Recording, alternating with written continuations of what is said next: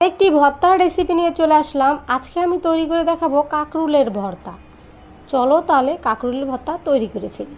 এখানে আমি কাঁকরোল নিয়ে নিয়েছি। এখন এই কাঁকরোলগুলো ছোট ছোট করে কেটে ভালোভাবে ধুয়ে পানিগুলো ঝরিয়ে নেব। অপরদিকে নিয়ে নিয়েছি রসুন, কাঁচামরিচ, পেঁয়াজ কুচি। এখন এই কাঁকরোলগুলো আমি সিদ্ধ করে নেব। তার জন্য চুলায় একটি প্যান বসিয়ে দিয়েছি। দিয়ে দিব কেটে রাখা কাঁকরোলগুলো। তারপরে দিয়ে দিব আমি পেঁয়াজ, রসুন আর কাঁচামরিচ দিয়ে হাফ চামচের মতো লবণ দিয়ে দিব পানি। তারপরে আমি খুব ভালোভাবে সিদ্ধ করে নেব।